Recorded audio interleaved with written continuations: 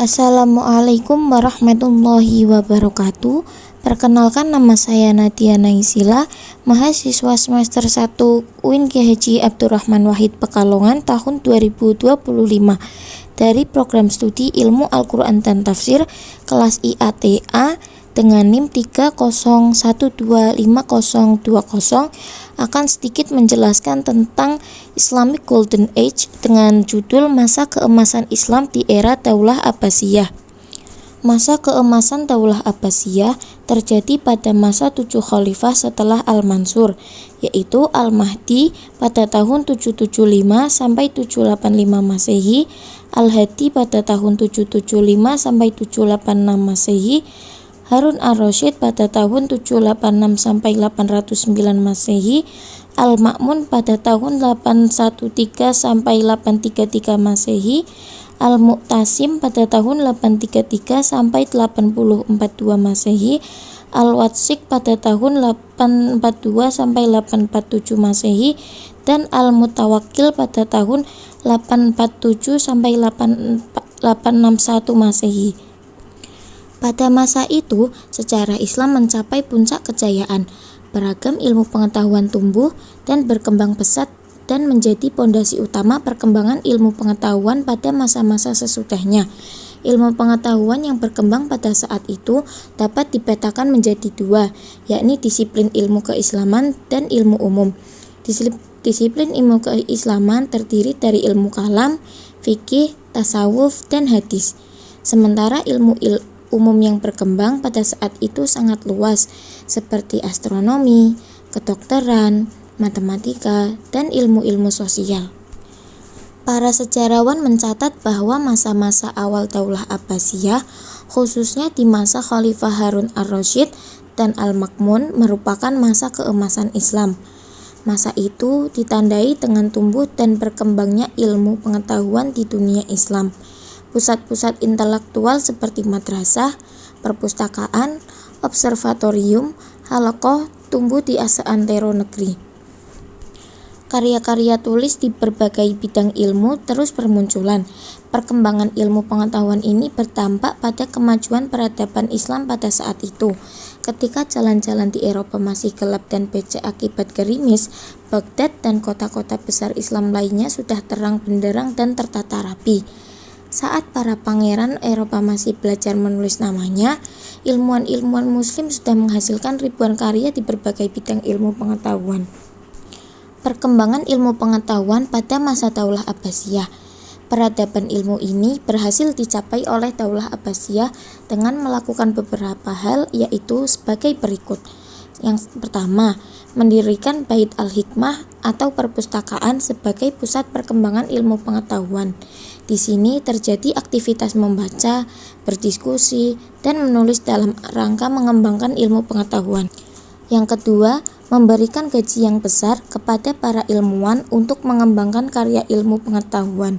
Yang ketiga, membiayai kegiatan penerjemahan buku-buku ilmu pengetahuan dari berbagai peradaban lain seperti Yunani, Mesir, dan Persia.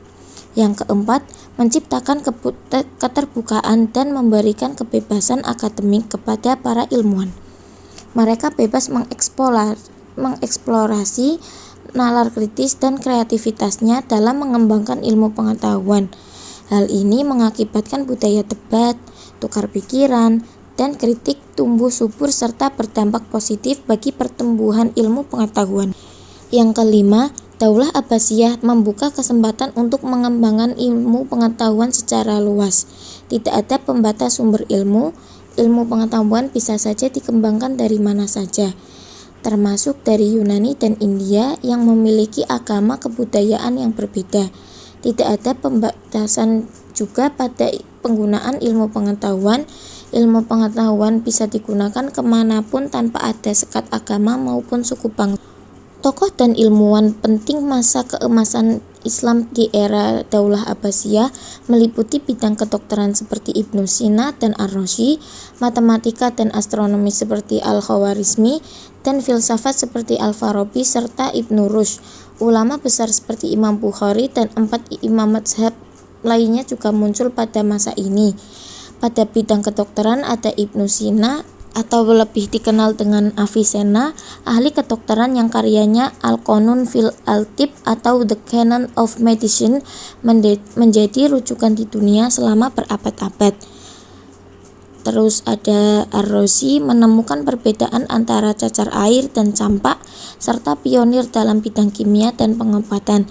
Dalam bidang matematika, astronomi, dan geografi, ada Al-Khawarizmi dianggap sebagai bapak aljabar karena karyanya Al-Kitab Al-Mukhtasar fi Hisab Al-Jabr wal Muqabalah atau The Compendious Book on Calculation by Computation and Balancing.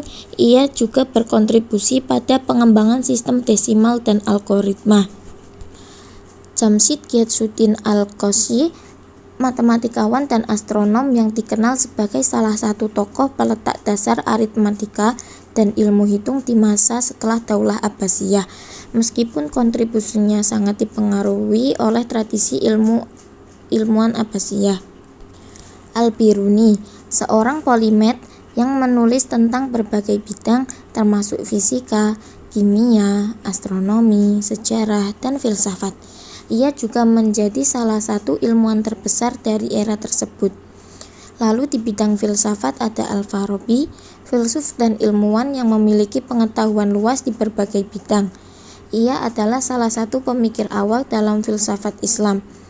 Lalu ada Ibnu Rushd, seorang filsuf muslim terkemuka dari Andalusia. Karyanya tentang Aristoteles sangat berpengaruh dan membantunya meraih gelar filsuf terbesar di barat di kemudian hari. Bidang ilmu agama dan bahasa Arab, ada Imam Bukhari, ulama hadis terkenal. Karyanya Sahih Bukhari dianggap sebagai salah satu kitab hadis paling otentik dalam Islam. Lalu ada Imam Malik, beliau merupakan salah satu dari 4 imam mazhab dalam Islam. Karyanya yang paling terkenal yaitu Al-Muwatta, merupakan salah satu kitab hukum tertua. Lalu ada Imam Syafi'i, salah satu dari 4 imam mazhab Islam. Beliau adalah peletak dasar ilmu fikih dan usul fikih dalam Islam. Lalu ada Imam Abu Hanifah, salah satu imam mazhab dalam Islam. Beliau juga merupakan salah satu tokoh besar dalam pengembangan ilmu fikih. Lalu ada Imam Ahmad bin Hambal, beliau salah satu dari 4 imam mazhab, dan beliau juga adalah seorang ahli hadis dan ahli fikih yang mendirikan mazhab Hambali.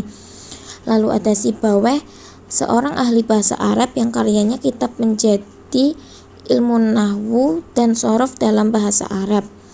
Lalu ada Al-Kasai, seorang ahli bahasa Arab yang terkenal pada masa itu. Cukup sekian yang dapat saya sampaikan, semoga bisa bermanfaat untuk bagi para pendengar dan bagi diri saya sendiri. Tentunya maaf apabila ada kekurangan dalam pengucapan kata. Terima kasih bagi yang sudah mau mendengar. Wabillahi taufik wal hidayah. Assalamualaikum warahmatullahi wabarakatuh.